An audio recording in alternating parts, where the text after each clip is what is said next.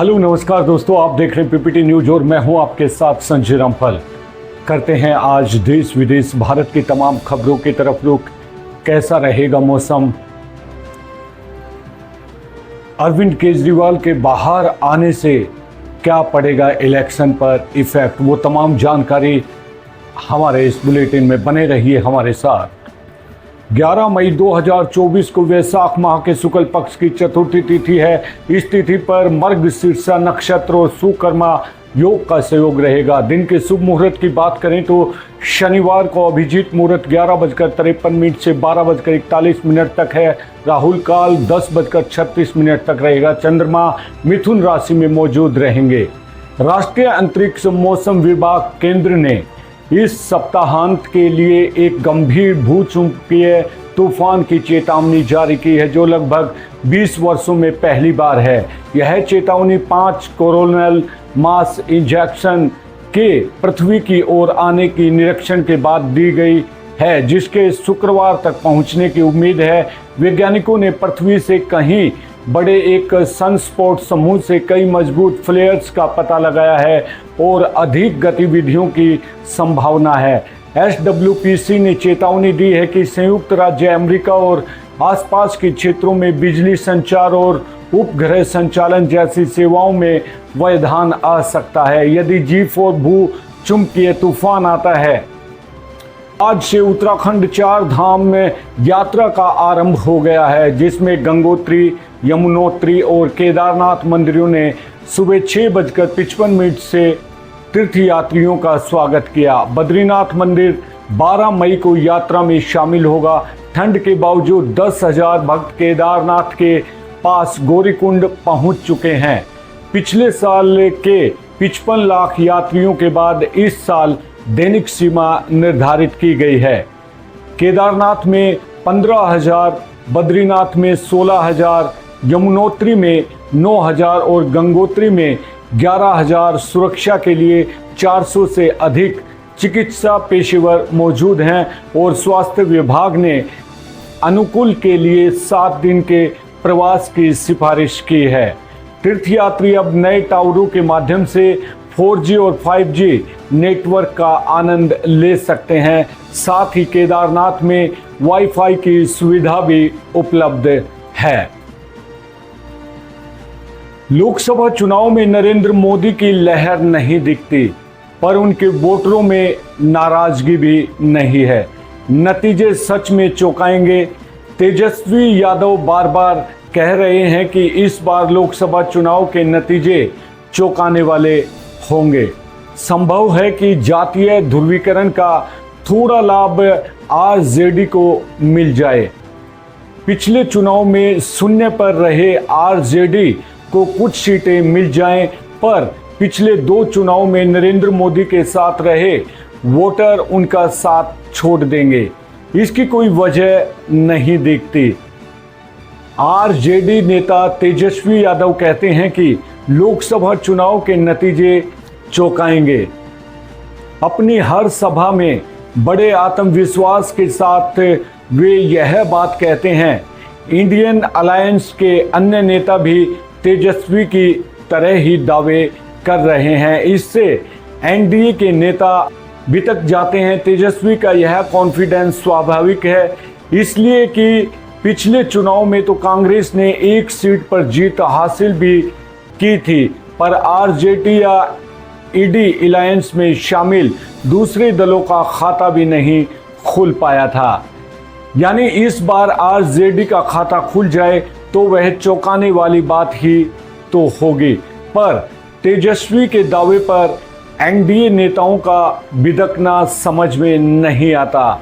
शायद वे इसलिए बिदकते हैं कि इस बार गैर भाजपा दलों से कड़ी टक्कर मिल रही है। इसी कड़ी टक्कर को देख तेजस्वी उत्साहित भी हैं। जमीनी हकीकत को जरा गौर से समझिए।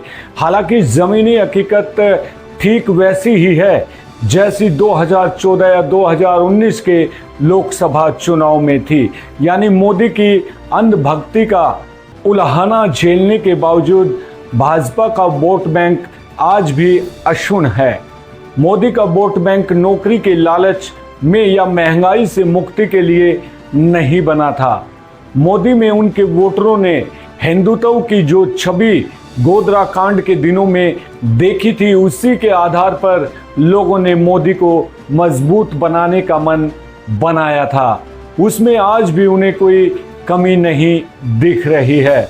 भाजपा वैसे भी वामपंथियों की तरह कैडर वाली पार्टी है। ये कैडर भी वामपंथी से कांग्रेस हुए कन्हैया कुमार की तरह 2-4 साल में नहीं बने, बल्कि 10 साल से मोदी के कारण भाजपा के साथ हैं। इसलिए विपक्षी गठबंधन के लाख लालच और लुभावने वादों के बावजूद वे मोदी के रहते दूसरे किसी के बारे में सोचे, यह संभव नहीं है। अपवाद को छोड़कर अपवाद में भी 5 से 10% फ्लोटिंग वोटर ही हो सकते हैं जो तात्कालिक कारणों के आधार पर वोट देने का मन बनाते हैं। भीड़ से उत्साहित तेजस्वी क्या कहते हैं? राहुल गांधी की न्याय यात्रा से उत्साहित कांग्रेस के नेता और विपक्ष में बैठे क्षेत्रीय नक्षत्र अपनी सभाओं में लोगों की जुट रही भीड़ से आह्लादित हैं। तेजस्वी यादव भी ऐसे ही नेताओं में शामिल हैं। यूपी में अखिलेश और बगल में बंगाल में ममता बनर्जी भी भाजपा को धूल चटाने और नरेंद्र मोदी की विदाई की बाट जो रहे हैं। उन्हें मोदी की विदाई का पक्का यकीन होने लगा है। मोदी की विदाई की उम्मीद पाले इन नेताओं को मोदी के उन तमाम कामों में खोट नजर आती है जो मोदी के समर्थक पसंद करते हैं। मसलन मोदी कट्टर हिंदूवादी छवि के नेता हैं। उनकी यह विशेषता उनके समर्थकों को आकर्षित करती है। मोदी की इस छवि का विरोध करने के लिए भाजपा विरोधी दल मुस्लिम तुष्टीकरण पर जोर देते हैं। पिछले 10 साल में मोदी को वोट करने वालों ने उनमें कोई ऐसा बदलाव नहीं देखा है जिससे उनके प्रति उनमें नाराजगी हो। बिहार में मोदी की ताकत, आइए आपको बताते हैं। बात बिहार की करते हैं। 2014 के लोकसभा चुनाव में नरेंद्र मोदी का चेहरा बिहार के आम लोगों के लिए नया और अनजान था। भाजपा के कैडर के लिए तो कोई भी चेहरा रहने पर फर्क नहीं पड़ता, पर उस साल मोदी के प्रति लोगों का झुकाव दिखा। अकेले भाजपा ने 40 में 22 सीटें जीत ली थी। 2019 में आरजेडी का साथ छोड़कर नीतीश कुमार भी भाजपा के साथ आ गए थे। तब भाजपा ने अपनी सारी 17 सीटें तो जीती ही, 2014 में 2 सीटों पर सिमटे। जेडीयू ने भी अपने कोटे की 17 में से 16 सीटें जीत ली।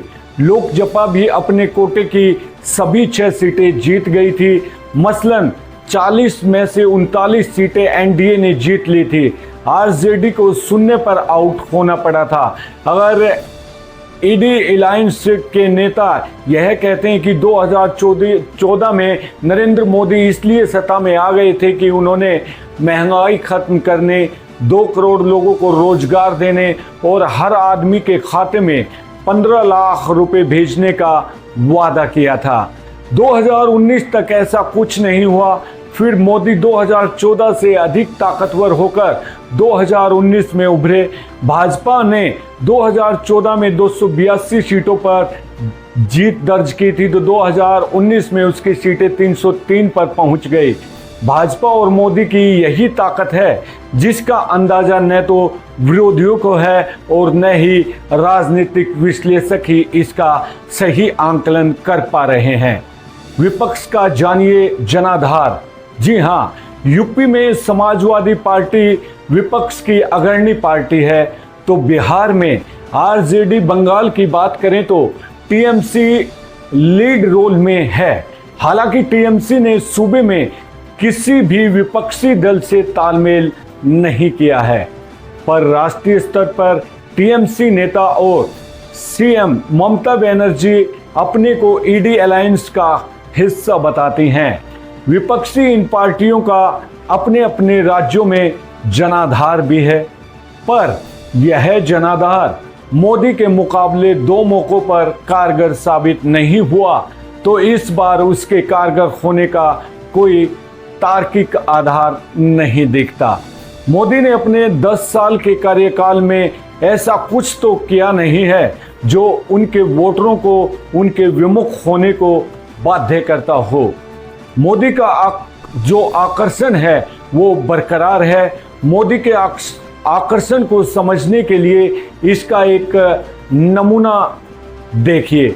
बिहार के सिवान संसदीय क्षेत्र में जेडीयू की उम्मीदवार सीपीआई एमएलए के एक पूर्व नेता की पत्नी है।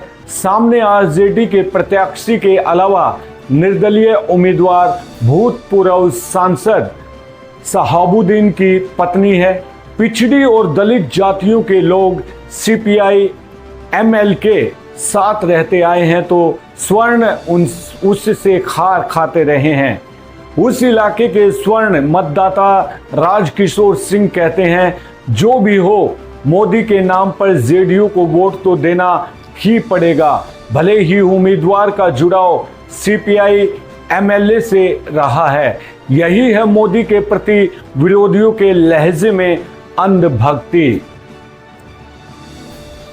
केजरीवाल की वापसी से चुनावी समर में क्या क्या बदलेगा, जाने दिल्ली हरियाणा से लेकर पंजाब तक कितना असर। हमारी इस एक विशेष रिपोर्ट में दिल्ली में लोकसभा चुनाव के लिए वोटिंग से पहले आम आदमी पार्टी के लिए अरविंद केजरीवाल की रिहाई संजीवनी के समान है।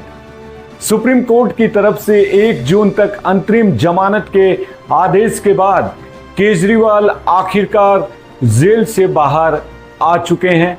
इसका असर चुनाव पर भी साफ दिखने की संभावना है।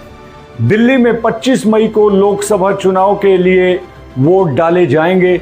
इस चुनाव के बीच शुक्रवार को आम आदमी पार्टी के लिए सबसे अच्छी खबर सुप्रीम कोर्ट से आई है। इस खबर ने न सिर्फ पार्टी कार्यकर्ताओं की मुराद पूरी की, बल्कि इस चुनाव में विपक्षी जो गठबंधन की खुशी के लिए एक और मौका दे दिया है। सुप्रीम कोर्ट ने दिल्ली के आबकारी नीति में कथित घोटाले मामले में दिल्ली के सीएम अरविंद केजरीवाल की अंतरिम जमानत मंजूर कर ली है। इस आदेश के बाद केजरीवाल अब जेल से बाहर आ चुके हैं। केजरीवाल 1 जून तक जेल से बाहर ही रहेंगे। खास बात है कि सुप्रीम कोर्ट ने उन्हें चुनाव प्रचार की अनुमति दे दी है। अब सबसे बड़ा सवाल है कि केजरीवाल की वापसी से लोकसभा चुनाव पर क्या असर पड़ेगा। 18 लोकसभा सीटों पर सीधा असर। जेल से रिहा होने के बाद अरविंद केजरीवाल का पटाखों ढोल के साथ स्वागत किया गया। केजरीवाल ने जेल से रिहा होने के बाद पार्टी कार्यकर्ताओं में नई जान फूंक दी है। केजरीवाल ने रिहा होने के साथ ही केंद्र और बीजेपी पर जोरदार हमला बोला है। अब केजरीवाल के नेतृत्व में आम आदमी पार्टी अपने लोकसभा चुनाव का जो कैंपेन के लिए एक स्पष्ट दिशा और एक फिर से सक्रिय कैडर के साथ नए सिरे से रणनीति बनाएगी। खास बात है कि केजरीवाल की रिहाई का असर 3 राज्यों की उन 18 लोकसभा सीटों पर पड़ेगा जहां आम आदमी पार्टी के उम्मीदवार चुनाव लड़ रहे हैं। इसमें दिल्ली की 4, पंजाब की 13 और हरियाणा की 1 सीट शामिल है। केजरीवाल करेंगे धारदार प्रचार। केजरीवाल की वापसी पर आम आदमी पार्टी के एक सीनियर लीडर ने कहा कि यह हमारे लिए एक बड़ा कदम है। हमने अब तक अच्छा प्रचार किया है। उन्होंने कहा कि चुनाव से पहले उनकी गिरफ्तारी का मुद्दा जनता की अदालत से लेकर कानून की अदालत की तरह हर मंच पर उठाया गया है। आप नेता ने कहा कि यह कोई रहस्य नहीं है कि वह हमारे सबसे अच्छे वक्ता हैं। आपके एक वरिष्ठ नेता ने कहा, जो कुछ भी सामने आ रहा है वह उसे करीब से देख रहे हैं और जमीन उनके धारदार प्रचार का असर देखने को मिलेगा। केजरीवाल की तरफ से दिल्ली में इलेक्शन जो कैंपेन को सुव्यवस्थित करने की भी उम्मीद है। दिल्ली में कांग्रेस और आप के नेताओं के बीच चुनाव प्रचार को लेकर कई समन्वय बैठकें हुई हैं। हालांकि दोनों पार्टियों के बीच तालमेल कुछ ही सीटों पर देखने को मिला है। दिल्ली में इंडिया, पंजाब में आपको फायदा। जी हां, सुप्रीम कोर्ट के आदेश की जानकारी के बाद ही आम आदमी पार्टी अपने दिन की सभी योजनाओं को रद्द कर दिया था। इसके साथ ही पार्टी के नेताओं को पार्टी मुख्यालय पहुंचने का आदेश दिया गया। दिल्ली और हरियाणा में छठे चरण के तहत में 25 मई को मतदान होगा। वहीं पंजाब में 1 जून को मतदान होगा। इसी दिन केजरीवाल की अंतरिम जमानत की अवधि समाप्त हो रही है। अब माना यह जा रहा है कि केजरीवाल दिल्ली में आपकी 4 सीटों पर प्रचार के अलावा उन सीटों पर भी प्रचार करेंगे जहां इंडिया ब्लॉक में कांग्रेस के उम्मीदवार हैं।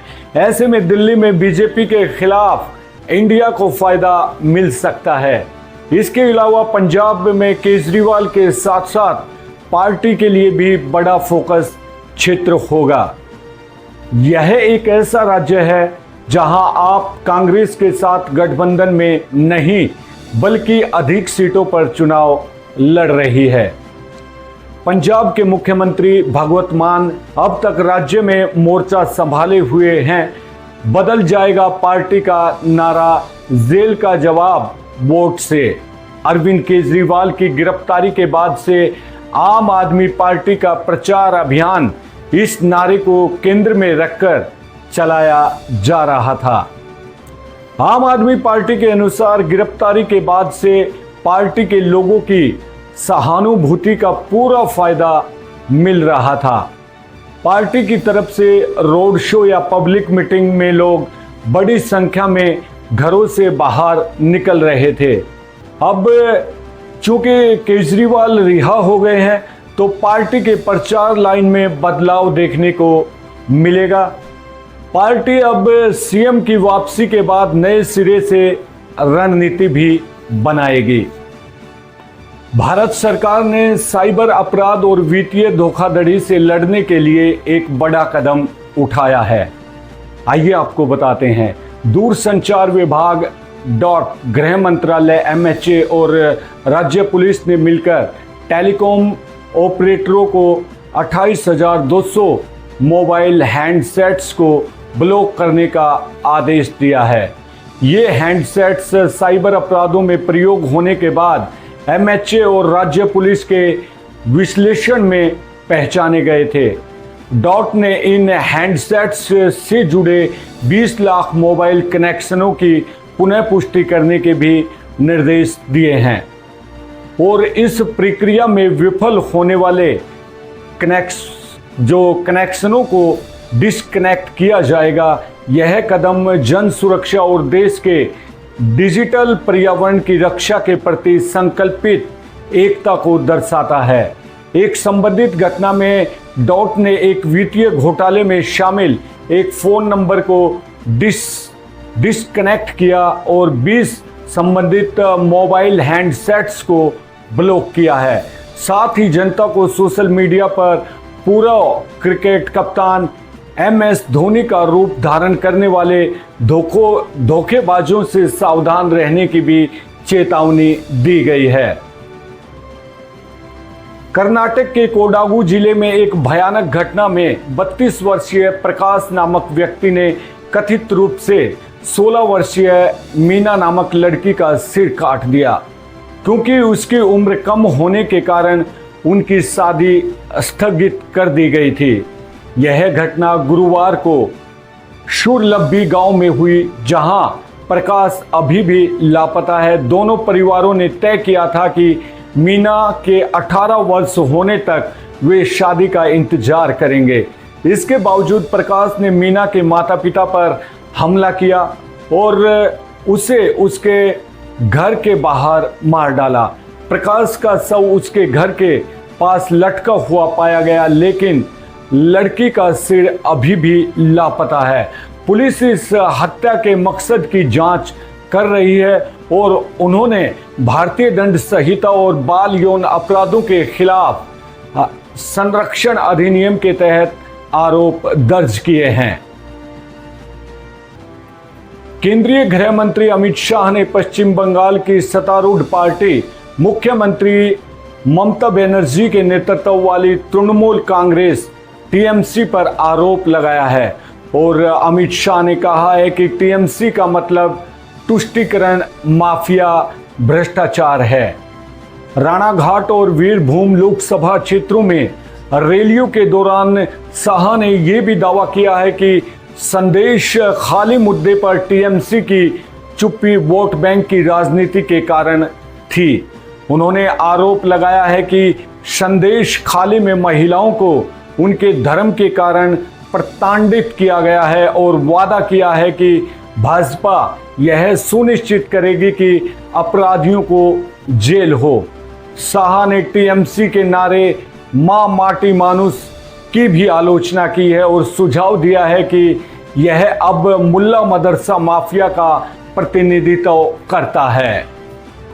3AI होल्डिंग लिमिटेड और SML इंडिया ने हनुमान नामक एक बहुभाषी जनरेटिव AI JNAI मंच प्रस्तुत किया है जो 98 वैश्विक भाषाओं, जिसमें 12 भारतीय भाषाएं हैं, वो शामिल हैं, का समर्थन करता है। उपयोगकर्ता अपने फ़ोन नंबर का उपयोग करके साइन अप कर सकते हैं। शुरुआत में हनुमान पाठ प्रतिक्रियाएं उत्पन्न करेगा और एक प्रो संस्करण को जल्द आने वाला के रूप में चित्रित किया गया है। इस मंच का ज्ञान कट ऑफ दिनांक 10 अप्रैल 2022 है और इसका लक्ष्य पहले वर्ष में 200 मिलियन उपयोगकर्ताओं को आकर्षित करना है। HP नेस्कॉम, योता, तेलंगाना सरकार और DRPG के साथ साझेदारियां इसके अवसंरचना और पहुंच को बढ़ाएगी। हनुमान स्वास्थ्य सेवा, शासन, वित्त और शिक्षा जैसे क्षेत्रों में सेवा भी प्रदान करेगा और यह वेब और एंड्रॉयड पर उपलब्ध है।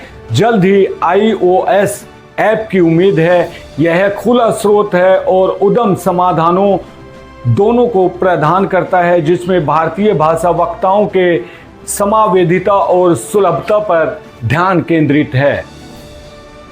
तो दोस्तों, ये थी आज की हमारी तमाम अहम और पुख्ता खबरें। कल फिर मिलेंगे इसी वक्त नई खबरों के साथ। अब संजय रामफल को दीजिए इजाजत। आप अपना ध्यान रखिए, सुरक्षित रहिए। नमस्कार।